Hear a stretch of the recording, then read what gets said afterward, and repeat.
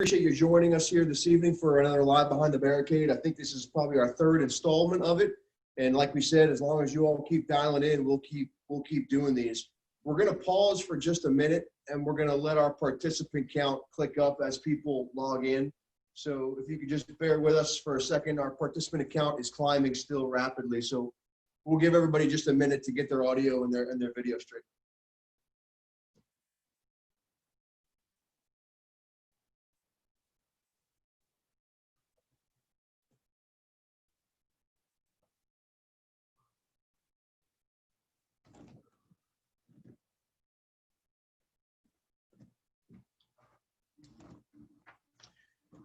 While the participant count is gathering, we'll go through the same format here tonight. It's really all about you guys. We want to hear any questions you may have. We've got a special surprise for you tonight, a little bit different than we've had before. So we'll break that open and break that surprise to you here in a second. But we'll give everybody a chance to log in, and then we'll do some quick introductions, go over the agenda for tonight. But please keep in mind that you've got a Q&A button on the bottom of your screen. If you have a question you want to submit, please send it on in. We will do our best to answer them all live. Dylan and Lynn are also here working in the background, and they will answer them as best they can if we can't get to it live. But our participant count is still clicking, so we'll just give them 1 or 2 more minutes, and then we'll get going.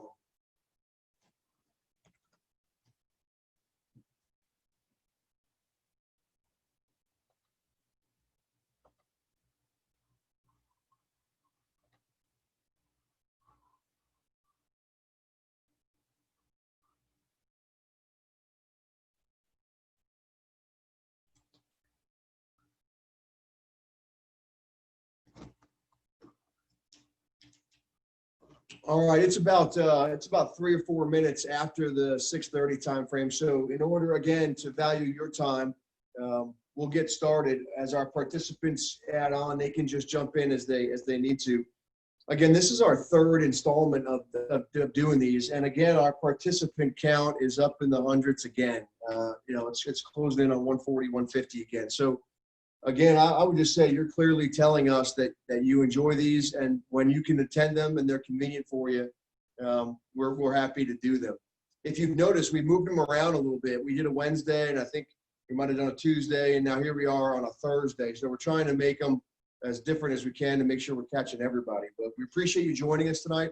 It's another way for us to really reach out and talk with you, but more importantly, this is really about you reaching out to us and us trying to make ourselves as available as we can to you on the most times we can. So I'll go through and we'll do some quick introductions here, but as we're going through introductions, again, just remember, click on the Q&A button at the bottom if you want to ask any questions, and we'll certainly find time for as many of those as we can.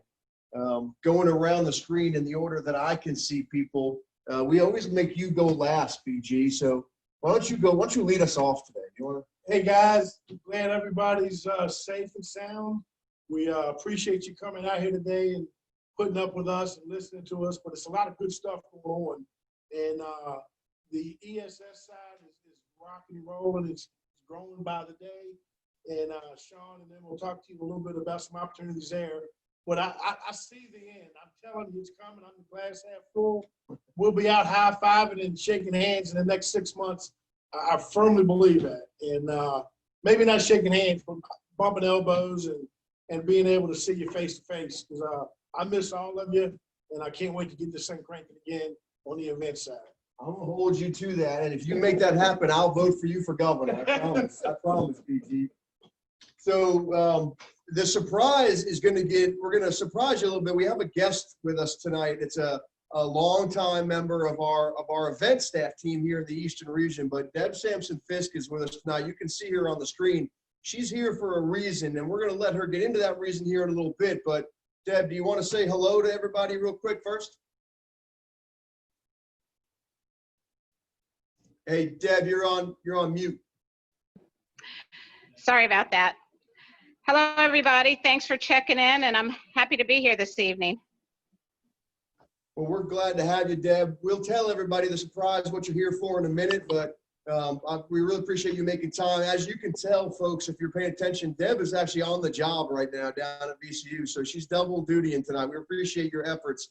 as always, you are proving that you can multitask with the best of them. So Deb, thank you very much for your time. Thanks, Dan. Stubblefield, you're up, sir. Good evening, everyone. Thanks for coming out again this evening. Even though we can't physically see everyone, it's still always great to get on here, see the questions, and just touch base with everyone. And I hope BG is right. I hope we're out there at least touching elbows somewhere at an event sometime soon. We have some small things obviously going on, but our numbers keep getting reduced. But there's going to be a time, and we're going to be ready to rock and roll once that time comes. So, again, thanks for you all joining out. It's a lot of great information. Appreciate you taking the time. Thanks, Greg. Mark, you're up.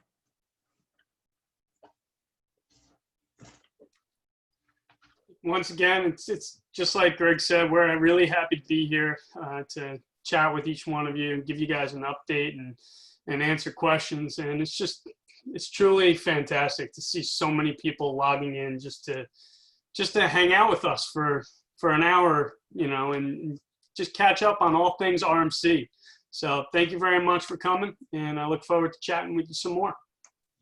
Palco is with us tonight from our HR department. Any questions that might come up in the training realm or in the recruiting realm, Bob is here to help us with. Bob, take it away. Hey, good evening, everybody. Thanks for having us from the HR side of things, personnel training, staff performance, etc.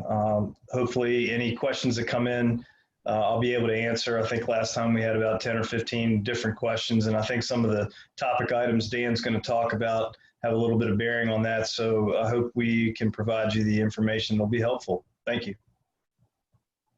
Thanks, Bob. Appreciate it. Sean, you're up, sir. Hey guys, good evening. Great to virtually be with you all again today. I hope you're all doing well personally and professionally.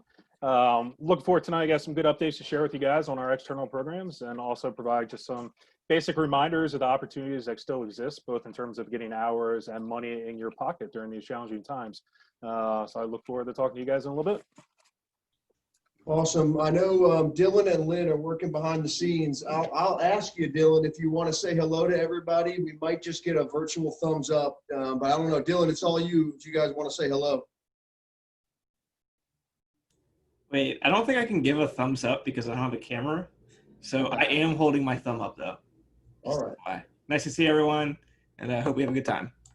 Awesome. Well, thank you to you and Lynn for all the work you're doing behind the scenes with the question and answers and all that good stuff. So thanks for being here. So really briefly, before we get moving, I just want to go over a quick history of where we've been with this. So back in April, we missed you after not even a month. We couldn't take it much longer. And if you remember, we released these segments, and they're on our website, on our media page. And it was a segment from the HR department with Bob, and I think Taylor was part of that. And there was a segment with the business department and a segment with ops and an event segment. So if you missed those, please go back and check those out in the archives. But that was really what gave us the beginning of the idea to kind of come to you live and really just sit in front of a computer screen and answer any questions you might have. So on May 5th, we started this live behind the barricade thing. If you remember what we talked about on that day in May was we released some payroll initiatives. We talked about our premier days where we wanted to pay you more for money you were losing in these slower times. We talked about our EPAP program, our employee payment protection check that we sent out back in May and June. And we talked about turning your schedules in and getting a pay raise. We'll touch on some of that again here and give you updates on that in a minute, but that's kind of how we launched this idea. And so many of you tuned in, we were like, hey, let's do it again. So on July 22nd, we got together and we started this kind of live behind the barricade idea, kind of feeding off those videos. And in July, we talked about scheduling, and really we talked a lot about personal protective equipment, because in July, the questions were about face coverings and what's going to happen when we go back to work. And if you remember that conversation, we had over 200 and something people logged into that conversation. And that also has been captured on video and put on our website. You can see it whenever you want. And the last time we gathered like this was on August 10th. And on August 10th, we rolled out to you our COVID plan about the self-check requirement before you come to work and make sure you're healthy, what to expect when you arrive on a job site nowadays. And then if you are in a COVID protocol, if you are experiencing symptoms or if you received a positive test result, what your return to work protocol was. And we'll touch on that again briefly here at the end, but that's kind of what led us here today. We asked you in those live forums what do you want to talk about? And you have spoken and we have taken notes. So today we come to you with some ideas that have been sourced from you. A couple things we're going to touch on today, our Western and our Eastern region event updates. We'll touch on those. We'll talk about additional hours that are available to you. You know, as we approach the holidays, a couple of you wrote in and said, can you give me more information about external opportunities? Can I talk to someone who's doing those things? And hence our surprise here, Deb not only does those things and has worked hundreds of hours in the last couple months doing it, she's doing it right now. So it is truly live behind the barricade from the VCU program downtown. So you asked for it, and Deb is here bringing it to you. We'll get to that. A lot of you have had direct deposit questions, so we're going to talk about that today. A couple of you have asked about the payroll tax deferral program that President Trump announced. We're going to answer those questions tonight. We'll talk about DCJS renewals. We got a few questions on that. And then I know, Ryan, you just mentioned it. I appreciate you bringing it up on the Q&A. We just released our 2020 handbook, and we've gotten a few questions on that, so we'll touch on that. So today's agenda, it was driven by you. So if I could ask, again, two things of you as we move forward is, one, if you're enjoying these sessions, please tell others. Just simply tell others to keep logging in, because I'm looking at our participant account getting close to 200 again. You guys keep showing up for these. So clearly you're enjoying it, or we're giving good information. But if you're enjoying it, tell us and tell others. And then the second thing you can do, please, is send in anything you want to talk about, so we know what's on your mind and we can bring it to you, and it's working. So thank you for your efforts. So let's get right into the agenda, and we'll start out actually with a question that came in. And Mark's going to start the Western industry update, but Mark, if you could take the first question that was sent in by Al, and it is, as UVA said, how many people are going to attend the football games? Now, I know you answered it to Al directly, but everybody didn't. I don't know if everybody could see that or not. So if you could answer it for everybody, that'd be great.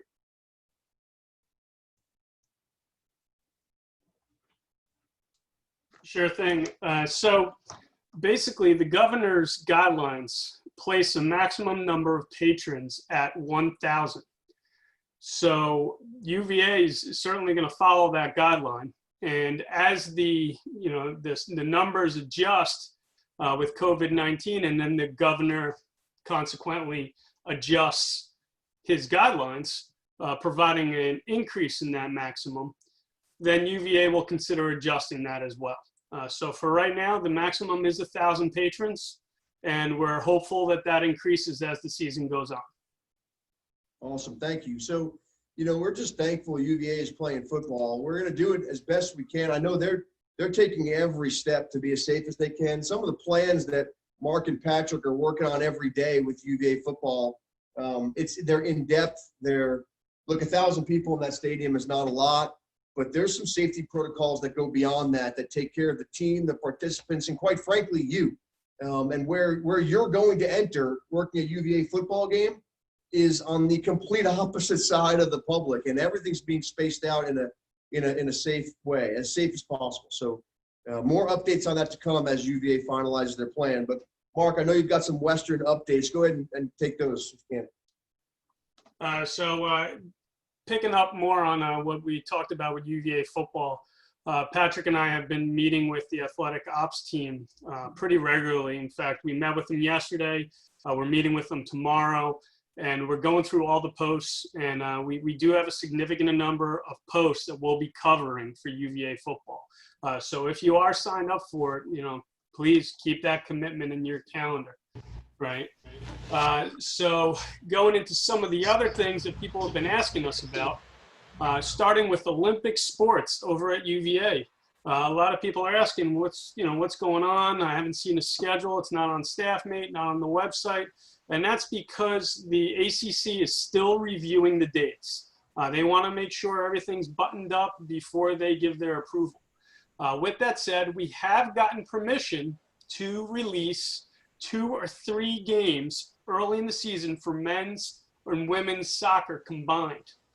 So Patrick is currently, he's currently working the Albemarle community outreach program for us. But as the days go on, he's going to be working on publishing those 2 to 3 games on StaffMate.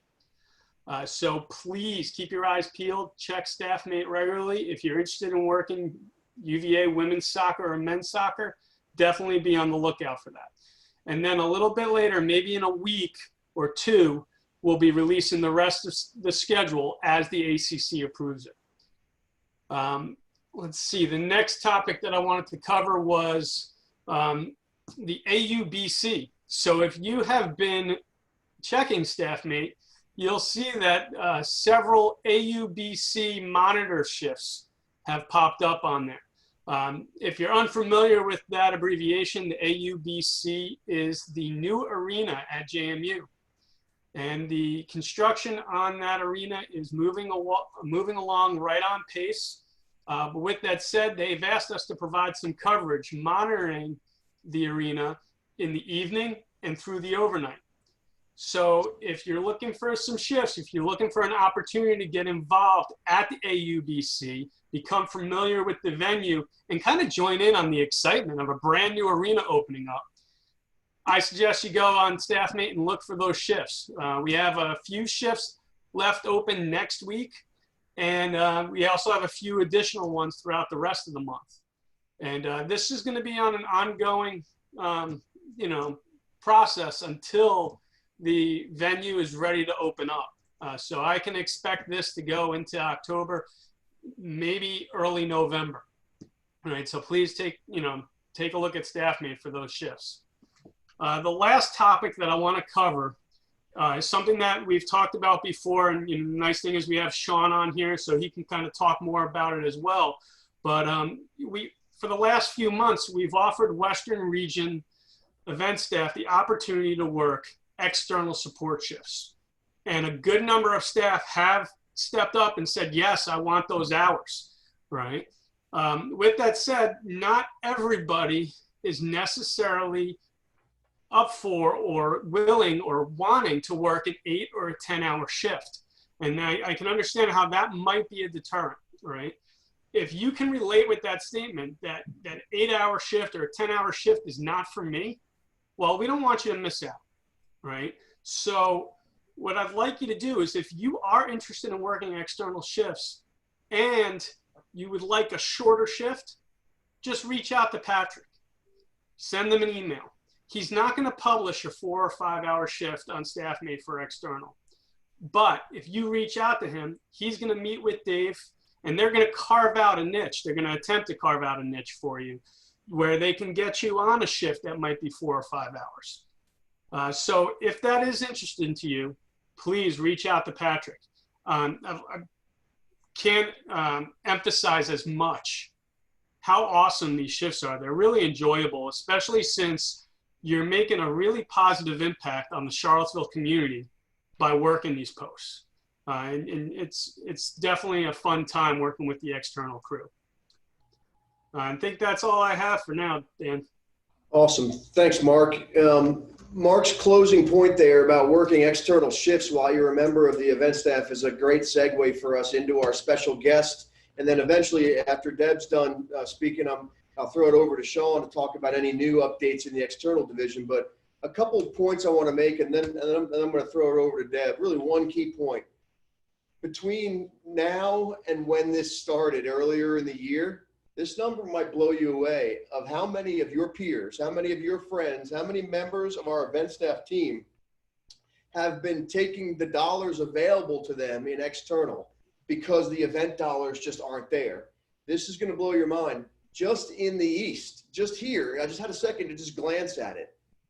21,000 man hours have been worked by event staff members working in our external division because event staff hours haven't been available, to the tune of $235,000. So $250,000 has been earned by our event staff because of the efforts of the people you see on this screen who have been able to take their time and say, "Hey, stop. We have 1,000 people here, 1,800 people in our event division that are hurting. How do we get them work?" Well, not only did they find them work, they found them $250,000 for their pocket. And to have our event staff members working 21,000 hours, making $250,000 when they honestly, they should be making zero because the events aren't there. That warms my heart. And that is what the effort is there to do. And a person, here's the surprise, a person that has been doing it, and wait till you hear the number of shifts this fine young lady has been doing. But I believe, Deb, I don't want to steal your thunder, but are you working 4 to 5 shifts a week right now? Yes, I am. So I am. when you contacted us, if you tell us about what I don't want them to have to believe me or BG. What is it like? What was scheduling like? What do you do? And how does it work? Okay, let me first start out how I got here. So back in March, when COVID-19, people were shutting down businesses. My company kicked us out. We had to go home. We are now working from home. And all of a sudden, I started seeing all these emails coming in from RMC, and my hours and my income was going out of it was just going out of the window. So the opportunity arose. They started sending out emails. You guys started sending out emails asking people to work with the external group. And I kind of hesitated at first. And then I said, well, I can't stay locked up in my house all day, number one. My husband is there as well. So I have got to get out. I have got to get out. So I signed up. I started speaking with Chip and signed up. And my first duty was here at MCV Hospital. And it is a very interesting place to work. It's a lot of fun. You meet a lot of people. It's safe. There are so many policemen around us. We have VCU police, and those of you who have worked Siegel Center, I see the same guys. They're down here all the time. I've worked the business center. I've worked both of the libraries, the medical library and McCabe Library on campus. And it's very peaceful as well. I've worked all summer long, so of course there are no students. As the students now are trickling back in, they are in the libraries, but the capacity is still not, they're still not at 100% capacity. So you're in air conditioning, you're inside mostly, totally different from the event side. It's very relaxed. The hospital has restaurants inside. Panera is open 24 hours a day. We have 3 shifts. So if you can do the 7 to 3 shift, 3 to 11, or the night shift, 2300 to 07 in the morning. I know there are a lot of people who are, their jobs have, laid them off. And this is an excellent, excellent opportunity to come over on the external side and see exactly what they're doing. If I could clone myself, there are so many hours out here. If I could clone myself, I would be working in 2 or 3 different locations because they need people. They need people. And I get excited when I see the emails come out because our family is expanding. We're going to be working with Bon Secours, University of Richmond. It's amazing how the company is blossoming now and picking up additional work outside of the concerts and the football games. So I think it's a blessing, and come on, you need to get out here because the hours are here. Well, Deb, you Christmas just is coming up. 2 things that struck my ear, and I made some quick notes. One, if we could clone, we would have cloned you by now. So I can assure you that if cloning was possible, you would be cloned by now. So that is a fact. And then the second thing you said is it's a blessing of the expansion. And Sharon and I were talking about this at dinner the other day, and I said, it scares me where we might have been today if we were where we were in 2015 when we didn't have these hours. So like in just 5 short years ago, you know, our company that you built, you 200 people that are logged on here, you built it. And our company today is different than we were in 2015. And if we did not, as Deb said, take that growth and based on our reputation, take those opportunities to develop our organization, we would be zero out today on work. So the opportunities for our staff, like Deb is doing right this very minute, Dan, where are you? Which building? Are you in the hospital right now? Yeah, I'm at the hospital. I am currently working what we call H3, which is I am operating the doors for the entrance into the trauma emergency room. So Sean, how many employees do we have in that VCU program right now? How many positions do we have in that VCU program on a daily basis? Yeah, Monday through Friday is our largest staffing needs, and we staff just over 70 unique daily positions. The weekend, it drops down a little bit, but we're still over 60 unique positions on Saturday and Sunday. So it's 24 hours a day. It's all different shift times. It's not just a normal 7 to 3, 3 to 11, 11 to 7 shift. We have 5-hour shifts. We have 4-hour shifts. We have 10-hour shifts. They're all different times of the day. So if if you have a schedule that allows you to work a few hours, even if it's 4 or 5 hours, we have needs. They're rampant, but yeah, we staff a lot of unique positions daily. And Deb, I really wish we could clone you. That would be absolutely fantastic. I wish you could too. That would triple the paycheck. So Deb, we brought you here and I thank you for it, but folks who are tuned in today, you asked what it was like and you asked what's available, and we just thought the best way to do it. I want to thank Angie Stubblefield. Greg, I'm going to throw you under the bus again. The smart Stubblefield said, why don't we, people are asking what it's like down there. Why don't we just bring somebody in who's doing it? So Deb, thank you. I know you're working right now. I know you're probably using your break to do this for everybody. So thanks for your time. You're welcome to stay with us. But if you need to go, we understand. Thank you very much. Thank you, Deb. Thank you. Thanks, Dan. If anybody has any questions, you can text me if you'd like. My number is 804-539-8737. If you're worried about parking or safety, just send me a text and I can explain it to you. It's really safe. Parking is easy. Remember, downtown is not 100% capacity. And if you'd like, you can go to the headquarters and they will bring you, they will actually drive you to your post. So give me a call. Awesome. Thanks. Take care. Thank you. Thanks, Deb. Good seeing you virtually. You too. Take care. Love you guys. Yeah, you're awesome. Bye. So Sean, I'll throw it back to you for any thoughts as we finish up the external piece here. But Deb mentioned that we're now working at University of Richmond and Collegiate, and got the list of in New Kent and Sheltering Arms in Goochland, and it's all over. So anything else folks need to know? Yeah, just a couple updates for everyone across the board. One of the most common questions I have fielded recently from folks is the concern people have to come work in a collegiate environment. The fear of the unknown, the hearing of clusters at certain colleges and universities.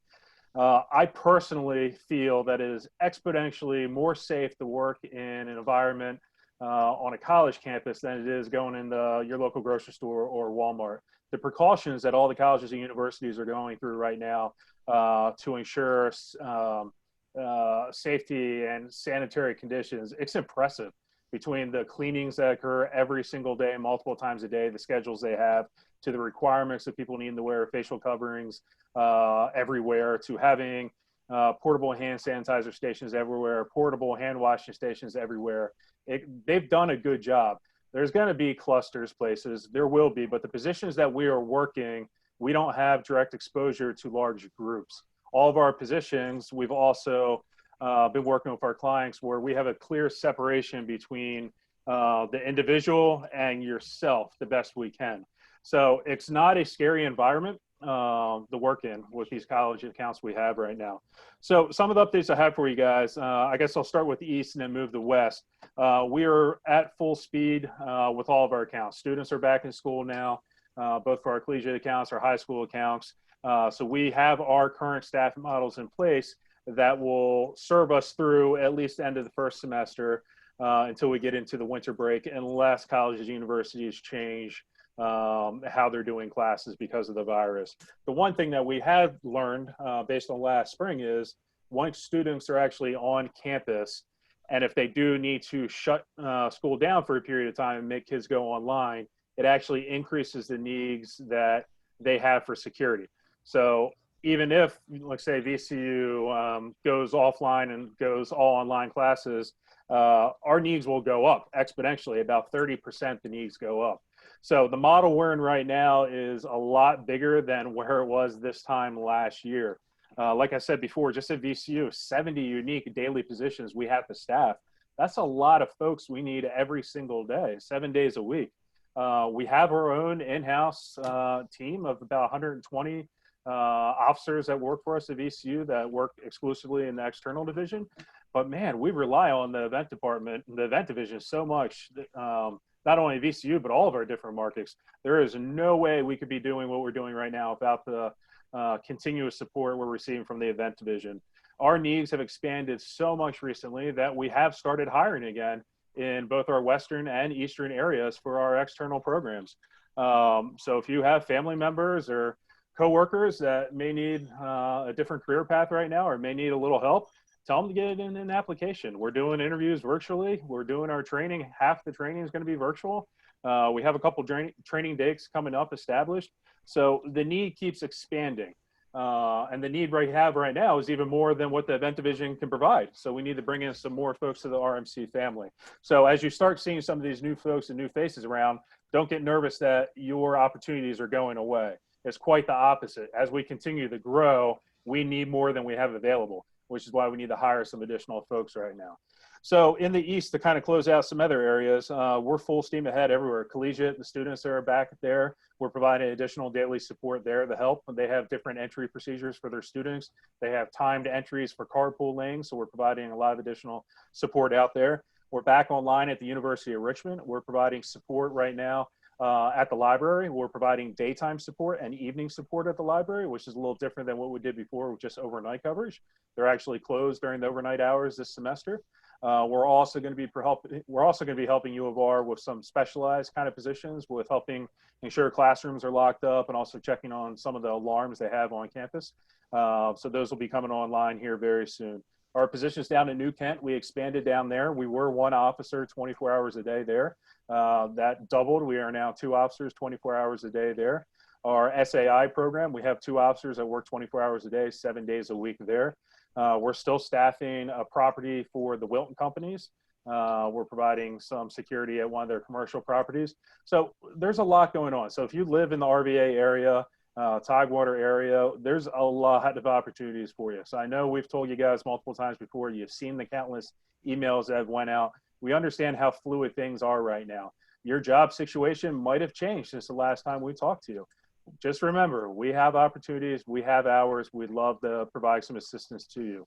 Out in the West, things are settling in now. UVA move in right now is for the rest of the undergrad kids. They start their classes in person here soon, next week. We are fully back online with the ambassador program. The garages, we've seen no impact to our garage operations during all of this. Safe Ride program just came back online actually Monday evening. So we're full steam ahead there. Daily, we need between all the programs there, about 50 staff daily for all the needs. Every day, Mark and Patrick are providing folks for us out in the West. We are continuing to actively chase down any potential new business that comes along. There's bids that go out, requests for bids that go out. We monitor those. We're going to continue to grow external programs the best we can. Like Dan said, this has been a great path for us and provided a good opportunity for us to be able to help out a lot more folks during these challenging times. So we're going to continue to try to expand the best we can. So just in conclusion, just remember, if you're in the West and you're looking for some additional hours, reach out to Patrick and Mark. in the East, reach out to Greg and Chip. We'll be glad to help you, and we could use the help. I appreciate it, everyone. Hey, thanks, Sean. There's been some questions that have been coming in about external, and I know Lynn and Dylan have been answering them directly, but a couple of them may apply to everyone. So I want to share just a few. A user who I don't know who it is, but their phone came up, but it said, when the events season and concerts and sporting events come back, will these external jobs go away for event staff? And I know Lynn answered that directly, but I want to share with everyone this. I would imagine a phasing. So what we want to do is provide our event staff members an opportunity to make dollars while our event world is shut down. When the event world opens up again, I could imagine us starting to slow the external opportunities while we want you to start working events again. I'm not really sure that there'll be a hard faucet on and off. I would imagine an announced date as we start to see the event world kind of creep up. And honestly, the only decision on our part is if and when there are hours back in existence for the members of our event family, then we'll begin to slow down the external opportunities. And the reason for that is they're two separate divisions. And if you were to work 24 to 30 hours on events like normal and picked up 24 to 30 hours in the external world, because they're two separate divisions, they're not accounted for the same way. Thus, we can't keep track of the hours. So we need our event staff to work the events when they're here, and we need our external folks to work an external when they're here. So I could see a phasing of those opportunities. With that said, external opportunities to grow and develop your career will always be there for us. We've seen dozens of members of our event staff go from part-time to full-time, or even part-time to part-time, but in that program. So a transfer from one program to the other will never go away. But this sharing of space will hopefully go away when we get back to the event business that you're used to. So it really comes down to dollars in your pocket. And when it exists for you, we'll come back to that. Sean, did I capture that correctly? You did. I'll just throw in one more piece there. So before COVID hit, we started something called a pool group for our Eastern Division, where folks identified as being willing to receive some additional training to work some of the specialized positions we have down at VCU that require us to have a campus security officer endorsement on your unarmed security license. So that existed before all this started, and that will continue after this. So if you're interested in still being able to work with some of our collegiate accounts, we would put you through some additional training even after all this goes away and events come back up to normal. That will still be an opportunity for you as well. In the West, we are very close to working out some logistics with UVA, where we're going to be providing some security staff on grounds inside some of the UVA buildings on a regular basis. Right now, they're doing that with their own in-house security folks, the folks that wear the gray uniforms that you see around grounds. But we're going to be assisting them with that. When we do that, we'll have to also get a group of folks CSO certified in our Western division as well. So there's a very realistic possibility that we will create a Western pool of event staff that have that CSO certification where they can work some additional hours after everything returns to normal as well. Sweet. Thanks, Sean. One more question about external opportunities. A member, if I'm reading the name right, a member of our longtime Richmond staff now lives in the New River Valley and is asking, hey, is this offer, are these offers, these opportunities, are they available for staff that might live in the New River Valley region? And my only response to that is, of course, they would be, pending your ability to be in these regions where we have the opportunity. So, Latrice, if that's you out there, and I think it is, one, I miss you.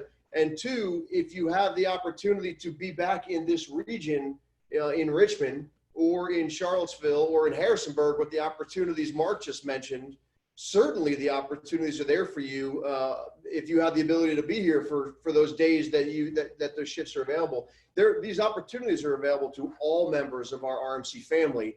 And you heard Sean say these opportunities are now at New Kent. They're in VCU, they're at University of Richmond, they're at Collegiate, they're in Goochland County, they're in Charlottesville, they're in Harrisonburg. They're starting to pop up in these regions. So certainly they're available to you. And if you can be in those regions, then you're certainly eligible to take advantage of those opportunities. All right, as we move on, we'll get back to some questions here in a minute. I see them still popping in there. Remember, type in Q&A if you have any questions, and we'll get to them. But moving on to some quick rapid fire ones, we've had some questions about direct deposit. And look, I want to say frankly this: if you're not currently taking advantage of our direct deposit system, please do so. Please email us and get on that direct deposit system. Your best contact is to email. I think it's probably Lynn. Email Lynn at rmcinvest.com and ask her about it. 70-something% of our staff members are using direct deposit. Remember, a couple years ago, 0% were using direct deposit because we didn't have it. And you spoke, and we went out and we figured it out, and we now have a direct deposit system. What you're seeing with regard to the post office and the struggles they're having on the federal level and the government challenges is real. And the number of delays and complaints we've had in the last 3 weeks about people not getting checks in the mail has tripled. So if you're still getting your check mailed to you and your instant direct deposit, it is free. Just let us know. We'll get you the information. I think the form's on our website, but we'll get you hooked up. You really need to get on direct deposit if you haven't yet. Keep in mind, if you're not on direct deposit and we mail you a check and the post office loses the check, not your fault, not our fault, the bank is going to charge you $30 for us to stop payment on that check. That is insane. So if you have the ability to go direct deposit, the money is in your account immediately on payday. So highly recommended. And this came from you guys with some complaints about the Postal Service. So please do it if you can. The next thing is, we got some questions even as late as today. The president announced in his presidential memorandum that he was going to defer Social Security taxes for people making less than $100,000 a year, less than $4,000 every 2 weeks. You were going to be able to waive your Social Security taxes, defer them till April. What happens in April is that you owe all that money back. Thank you. I hope you enjoyed it. You saved $800. Write us a check. There are no details behind that memorandum. We've been in communication with our payroll provider, which is QuickBooks, and we've been in communication with our financial folks at the bank. There's nothing for us to act on right now because the presidential memorandum has not been put in detailed place to tell us what to do. There are two things that we will do, that we will protect till the very end of time, and that is you and our organization. So protecting you, here's what scares me. I stopped taking out your Social Security money, your taxes. I stopped taking out your check. I'm holding it here, right? And it just doesn't come out of your check. It goes in your check. You have the dollars. We keep track of it here. April comes around. The government says to you, you saved $810. Write us a check. We hope you enjoyed it for September through December. It's April now. Write us a check. I'm not exactly sure that's great for everybody. And the other thing that I want to protect you against is I don't think it's fair for them to make you do that. What if you don't want to do that? So the IRS is trying to figure it out. QuickBooks is trying to figure out, and we are watching it every day. The second thing we'll protect is this organization. So we stop taking your tax money out, and then in April, you owe it back. Who owes it back? You have all the money, you've used all the money. I don't know where that money is, and I don't know who's going to be asking for it back. So we're going to act on it when either one of two things happen. When it becomes a law and we're mandated to take money out of your check or leave money in your check, we will do it because that's how it works. That's how it works. When it's law, we do it. Second thing is we'll act when QuickBooks or the IRS give us some indication of how it works. A memo, the presidential memorandum said, freeze taking out taxes and people can pay it back to us in April, period. That's all it said. So we're working on it every day. When we get to the bottom of it, we'll update and inform you for sure, but know that we're monitoring it. And in order to protect all of us, we're not really sure how that game ends. So I don't want to start the game for you until I know how it ends. And we're watching it every day. If you have more questions on that, you can reach out to me directly for sure. The second payroll related question we had is, when do your pay raises take effect? Remember, back in, back in May, we said that you were going to give yourself a raise. All you needed to do to get a raise was turn in your September and October schedules, and you'd get a raise before the fall season, so you didn't have to wait till the end of the year. Well, even with events going aside, as you can see, there's work to be done, and we still want to pay you that money. So here's when it takes effect. The same thing we promised in May. Lynn was working on it today. I saw her at her desk putting these raises in today. In the Charlottesville region, your pay raise took effect August 27th through September 9th. You will see it on your September 16th check. Please note Harrisonburg and New River Valley, you saw it earlier. This is just for Charlottesville. It's in effect right now, and you'll see it on September 16th in your check. If you're in the Eastern region, it takes effect today, Thursday, September 3rd, as the pay period begins, and it starts to take effect all with this pay period. You'll see it in your check on September 23rd. So we told you to turn your schedules in, we give you a pay raise, and we're doing it. Lynn did it today. So thank you for all those folks. You wouldn't believe how many schedules were turned in. So it worked, and we're proud to do it for you. As much money as we can get in your pocket, we will. If you did not turn in a September, October schedule, you will not get your pay raise until December of the end of this year, as part of the deal that was offered. So there's the update. I know you guys asked some questions on that, and that's the update on that. Palco, can you talk for a minute on the importance of renewing their DCGS license? I know Janice and Rosemary had some questions, and explain the process. We reach out every few months. We're doing it virtually online. It's about as simple as it's ever been, but then also touch on the fact that if you don't renew it, where you have to, slide down the chutes and ladders and start to go again. Yeah, I mean, I think we're all keenly aware that DCJS, I don't know if it's Candyland or Chutes and Ladders, but you can pick whichever Parker Brothers game you like. So that being said, Jim Reynolds is our training academy director as well as our compliance officer for the company. And he spends an inordinate amount of time working with, in partnership with DCJS. And he tries to ensure that we keep an accurate count of when your license is going to expire, when you take your trainings, all those kinds of things.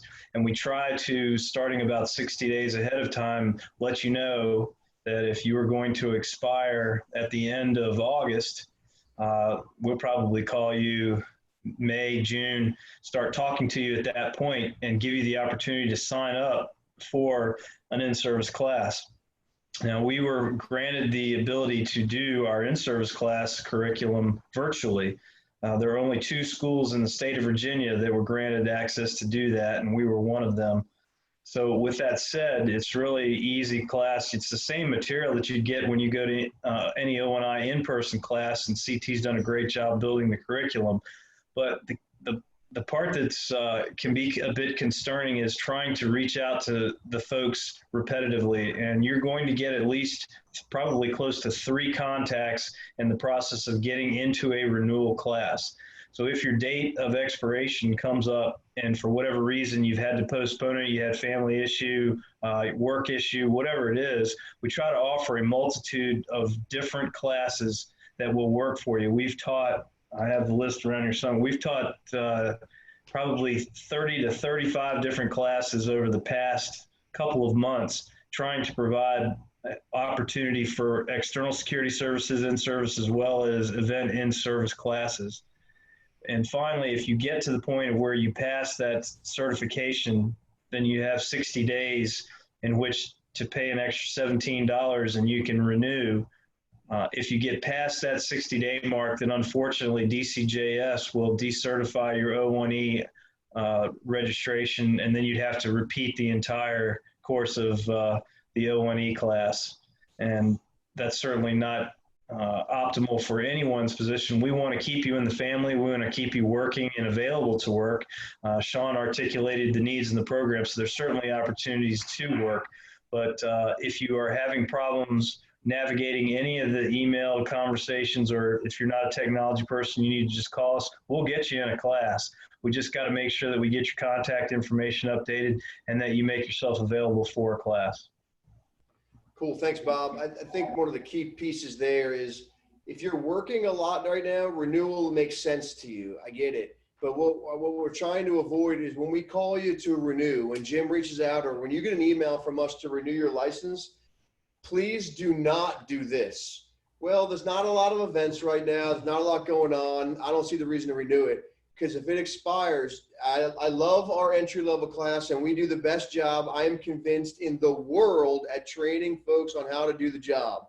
But I do not want to make you go through 2 days of full class again when you could sit in front of a laptop and renew your license once for 2 years, the way we had the system set up. So on behalf of Mr. Reynolds, who does an amazing job in our training academy, when we reach out to you and say you're about to expire, please take that seriously and get your 4-hour class done so you don't have to do the whole thing again. We've seen it happen and it's painful. So please make sure that you're doing that.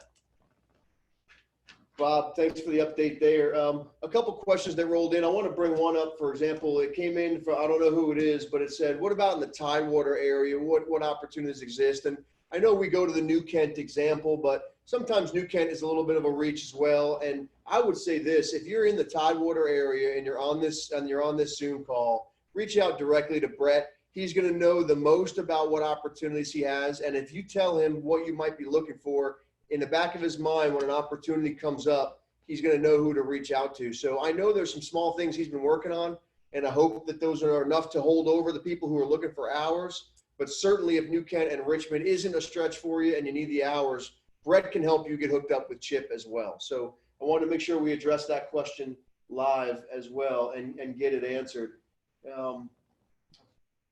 The DCJS training, we've had 3 or 4 questions come in about training and have not gotten the renewal card. Bob's been answering those. I think DCJS is a little behind. Bob, is it correct? They'll get the card eventually, but have no fear. If you've renewed, you're good. Yeah, within the database, the information that exists is good. And everybody who's had a question or concern about their card not coming yet, understand that the mail is several weeks slow on delivery for just about everything. But Jim can access your account directly and give you peace of mind. If you've got your training completion form from class, then that will suffice. However, DCJS had a little software issue in the past couple of weeks, and it clouded a lot of their database. It's still in there, the information's in there, but it may be part of why some of you are having a more difficult time getting the actual hard card. Awesome. Thanks, Bob. Before we go into the last question and the last point here on the agenda and get into the final questions, a question came in about those working in the external program who are paid a different rate if they're from the event program. So let me explain that because it's a good question. It said, certainly grateful for the raise, but those who are working to help in the ESS program, why were the pay rates different? And I want to be really clear on this, a couple reasons. One, there are opportunities to raise your pay rate to work in the external program. And there are 2 key reasons why folks who work in that program get paid an elevated rate. The first one is there's elevated training. So in order to work in those programs, there's additional training component called the CSO program. So we train you for the event department to get your unarmed security license. To work on those college campuses, there's an additional component of training called the Campus Safety Officer Program, and it requires additional time spent to get that certification, number 1, which is why it comes with a heavier pay rate. If you are a member of the event staff team and you want to join the regular pool in either Eastern or Western, there is an opportunity for you to also raise your pay rate, but you have to commit to regular shifts. Sean, correct me if I'm wrong, but do we do it for, if you commit to 2 or 3 regular shifts a week, you can join this pool and raise your rate with A, the commitment to regular shifts, and B, the commitment to attend an additional training session. Is that right?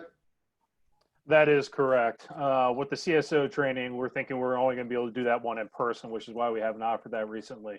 But no, you're correct on that. So to answer your question, if you are a member of our event staff team and you're trying to pick up a shift here, a shift there, that's great. That's what what Greg and I, what Mark and I, we would call that shift replacement. You, instead of working a football game, you're working a shift at external. No harm, no foul, get some money, save some dollars up. If you make a commitment through Chip and through Patrick to do a regular shift or 2, which is, let's say I'm going to work every Thursday night and every Sunday afternoon. You can then take that additional training. You can also take those regular shifts and you will get a boost in pay. So great question. I'm glad you brought it up because there's a really clear answer there for our staff who want to earn additional dollars. And just to close that up before we move on to our last point is, if you're in the East and you have external questions and you want to work shifts, chip@rmcevents.com. And if you're in the West, pflower@rmcevents.com. And we will answer those questions for you. Our goal is, if you say, I need $3,000 before Christmas, we're going to go to work to find that for you. That's our job. That's what we're doing to fill our time right now while we try to protect the members of our event staff family with hours in the external program. If you need dollars before the holidays, ask Chip and Patrick how we can create it and we'll get them for you. Because I don't know when the events are going to come back. You know, I don't know. College basketball, I think they're going to play it. I don't know if they're going to have fans. I don't live in the White Mansion downtown. Another guy does. And he makes the decisions on that. If I was in that seat, we'd be opening up venues safely right now with a clear plan, but we're not. So we've got to go with the rules that exist for us right now. I miss seeing you at events more than ever. I'm going to go park Greg's car, I think, at 6 o'clock in the morning when he shows up at Richmond Raceway next week, just to park a car. So I want to work those events like you do, but I don't know how that's going to happen and when. So if you need the dollars, I would offer you this. Please long-term plan for yourself. Don't expect events are going to get turned on next week. And in long-term planning, if you used us for $2,000, $4,000, $5,000 a year, well, come to us now and tell us that. And tell us, hey, look, I need 2 or 3 shifts downtown because I need to make a few $1,000. And let us go to work and try to put you in those spots. That's the best thing I can offer until the event world comes back. So we'll get back to questions in a minute, but I want to close out with the handbook. You got the handbook on your email, and I want to say thank you. I want to say thank you to the smart people that work in this office that are way smarter than me. Dylan and Lynn and Trace and Sean and Mark and Greg. They put, and I did not point to you, BG. So they put a ton of work into a digital document software called Panda Docs. And then our HR department put a ton of work into our employee manual. I know Greg would probably say Panda Docs saved his world last week. I know the HR department would say it saved our world. We sent out our 2020 handbook to you, and we asked you to take a peek through it, review it, read it, and then acknowledge that you got it and send it back. The old days, you would have had to sign it, print it, scan it, and email it. Now I open mine on my phone, and I click through the boxes and hit submit. So in the first week of release, we sent out 2,168 handbooks, 2,168. We have printed none, saving trees. And we've also got back in the first week almost 1,200 of them. 1,200 of them. There's less than 900 people out there that have not sent it back yet. That is amazing. We're going to be following up with you. You're going to get an automatic reminder through Panda Docs. It takes, my God, it takes 2 minutes to hit the buttons, not even. Please take a peek through that manual and acknowledge it and send it back so we don't have to close that gap up and keep making phone calls. But 54% back in the first 6 days is pretty darn good. So thank you for those of you who did that. The last note I have is in the back of that handbook, there was a COVID appendix. And we went over our COVID protocols last week, and I just want to refresh 4 quick items on those because it's really important to your safety. We are working some events. We've done some kickers games. We've done a drive-in concert. The Squirrels have done it. We're doing some events. We want you to be safe while you're doing it. So this is really important. The first thing that's in this appendix is that we are asking you, it is required of you before you come to work to self-health check. If you have a fever or COVID symptoms, you cannot come to work, and you have to email us and tell us that you're not coming. So please self-health check yourself before you come to any shift, external or event division. If you have symptoms, a fever or COVID symptoms, please make sure that is a no work decision. Please understand that no work decisions can be yours or ours. If you show up to an event and we temperature check you, or you're exhibiting symptoms in front of us, we can send you home by this new law to make sure that every other staff member remains safe. Second thing I want to mention is when you arrive to work, please do not be surprised. We might take your temperature. We might ask you COVID screening questions. We might do it twice. We might do it 3 times. We're going to do it as much as we humanly possibly can in order to keep you and your coworkers safe while you're at work. If you don't do that, you can be sent home if you don't answer those questions or if you don't submit to a temperature check. The next point I want to mention is face coverings. So we covered this in depth, but I want to make sure you understand. Face coverings are required. You're probably carrying it everywhere you go now. It's not going to be different when you come to work. We want you to wear the face covering that is most comfortable for you. Again, there's some rules. Please take a peek at it. It can't have any logos on it. It can't say no political statements, no verbiage, no teams, unless it's the team of the facility you're at. If you're working at VCU and it says VCU, it's fine. If you're at UVA and it says UVA, it's fine. If it says Go Dukes on it and you're working at a Richmond game, you got to bring a different one. So make sure that you have your face coverings and it becomes part of your uniform. It is a requirement. You've got to have a neutral face covering with you when you come to work now. If you want to wear gloves, you can. And if we have a job that requires gloves, we'll issue them. And finally, the return to work protocol. If you have a positive COVID test and you're out of work, but you are asymptomatic, you never develop symptoms, you have to go 3 days without a fever or any symptom, and 10 days since your symptoms first appeared, or 10 days since your test. So if you had a positive test and you never got symptoms, you can come back to work 10 days after that test. You notify HR, they will give you a release letter, and you're good to go. If you show symptoms or have a positive test or symptoms, you can return after 10 days of having no symptoms and a notification by our HR office. So 3 days without a fever, 10 days since your symptoms first appeared, and a letter to our HR department. So again, read the document so you're not confused. Asymptomatic, no symptoms, 10 days since your positive test and a letter from HR, you're good. Symptoms or a positive test, 3 days without a fever, 10 days since your symptoms first appeared, and a letter from HR, and you're back to work. And lastly, we've got some notification requirements. So if you test positive or if you have symptoms, you have to let us know within 24 hours because we've got to let the state of Virginia know. And lastly, you might get an email from us that says you worked an event where somebody has become symptomatic. We did that. We had an event at Colonial Downs where a jockey became symptomatic.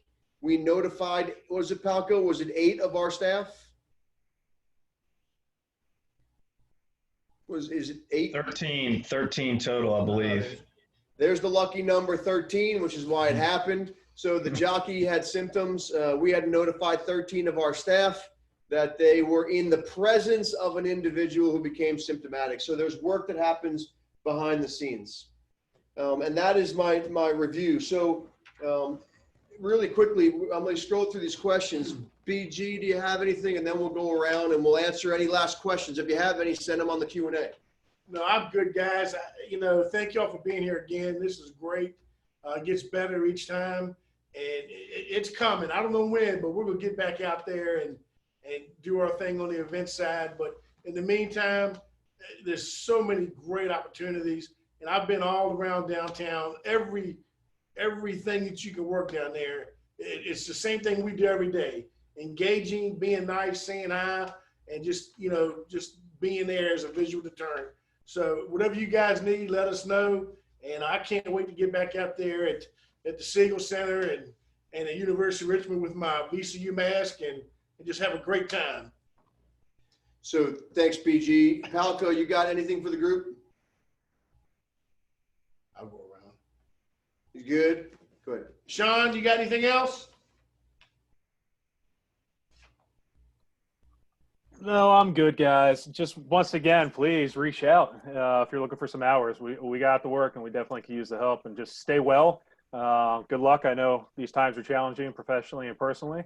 I know a lot of you are juggling challenges with what to do with your children during the day and school going online and whatnot, and parents that have kids going back to college, not sure how long they're staying and whatnot. So we're all in this together.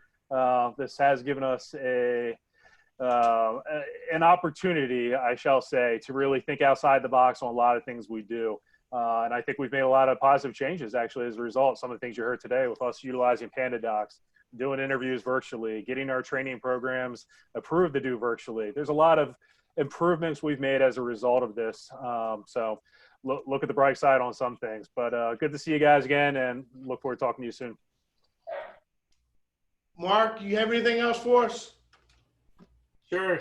To kind of go along with what Sean's saying, you guys have spoken loudly saying that you want us to continue doing this, and we're really excited about that. But we've given you information, and it appears you're hearing us too, because just in the last hour since we started this broadcast, I've received a couple emails of people saying, yes, I'd like to sign up for some shorter external shifts. Fantastic. We're going to start working on that. Just a reminder, make sure you're checking StaffMate on a regular basis in the Western region. And again, thank you for coming out here. Thank you, Mark. Greg? Yeah, just kind of the same things. Again, thanks for everybody being out, coming out tonight. These things are great. It's great way to answer questions and get information across. But yeah, having Deb on tonight was awesome. Again, I hope folks take more advantage of that. Again, I'd like to have more stuff in the event world to give you. It just simply don't at this time. So please take advantage of it. Chip comes to my office every day saying we need folks. So there's definitely lots of positions available. So definitely take advantage of those. They're there as much as you want them. So please reach out to Chip and take advantage of that. Hey, Greg, thank you. And you brought up a great point. If you got Deb Sampson's number, she gave it to everybody, send her a little text and tell her what a great job she did tonight. I mean, that was pretty awesome. She took her a break to spend time with us and tell you about the opportunities down there. So send her a little note thanking her for what she did and how well she did. She did great. Lynn and Dylan, do y'all want to give us a goodbye? Are you good? I don't think Lynn has a mic, but only thing for me is that recording of this webinar will be posted on our YouTube channel by the end of this week. So if you need to go back and watch a portion, if you missed part of it, it's up there and you can share it with any of the other staff members you're friends with. Thanks. All right. And now our fearless leader for the final words. Thanks, Dylan. I swear I say this every time, but you're like Oz behind the curtain. I can't see you. I know you're on the other side of this wall, but thanks for all the effort, Dylan, you put into this and getting, again, almost 200 something people together for just a conversation is really all this is. You know, to follow up on what Greg said, I would offer this. We're going to be in this for a little bit. I'm with BG. I hope this ends soon, but look, we're going to approach the holidays and you're going to be out of opportunities to earn dollars. I would plan for myself and look out for myself right now. I would email Chip and say, look, I'll commit to Wednesday nights and Monday nights. I need to get 12 hours from now to Christmas. And if you commit to 2 shifts a week, you're going to say to yourself in November, December that you were able to cover the gap. And I know it's not a football game. And I know it's not, you know, a King's Dominion concert over the summer or an Innsbruck after hours. But you're going to thank yourself when you get to December and you look back and you say, well, you know, this COVID thing sucked. But I was able to recover $2,000 or $3,000 because I worked a few afternoons or a few nights or a few days, especially if you've got the opportunity to work days, weekends, work a Saturday to Sunday like normal. It's just in a different setting. So I would offer, reach out to Chip, take 2 shifts a week, take some guaranteed every Saturday afternoons, get those dollars. It'll build up and you'll thank yourself. 2 quick questions that I saw Dylan and Lynn answered that I want to share with the group. Really great question by Brian.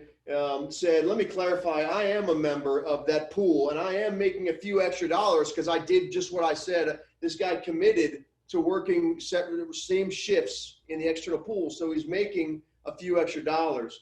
What happens if I work an event in that meantime? And that's a great question because of our bill rate structure and what those clients are paying us. Your event rate is always going to be your event rate. The accelerated bump is the incentive of us saying thank you for going to work these external shifts and taking regular shifts. So you'll receive the bumped pay rate at the external shifts, and you'll be at your regular event pay rate if you worked an event during that time. So great question. I'm glad you asked it. And then I'm going to close with this because it's a really great question, and I want to mention a member of our staff that's been working really hard on it. The question was, can external staff members wear RMC masks? And Sean answered this one, and the word is absolutely yes. Dee Childs has done a great job making these RMC masks, and if you need her contact, email us and let us know. We'll get you in touch with her. Check out on Facebook the page she uses, the RMC Peeps Facebook group. And she's done a great job. Those masks are everywhere. I'm starting to see them at events now. You can wear that RMC mask at any event. So, you can wear a UVA one at UVA and a VCU, VCU. You can wear the RMC one anywhere. So certainly she's done a great job. Dee, if you're logged in tonight, we love you. We miss you. And I see you working shifts downtown as well, Dee. You're on that schedule all the time. I'm not surprised. So thank you, everybody, for joining us tonight. I think that answered every single question that we were sent. And again, we still got over 160 people logged in here. So thanks for your time. Appreciate everybody joining us on the panel. It is 7:41. Go have a great Thursday night. Be well, be safe, and we'll see you next time. Thank you.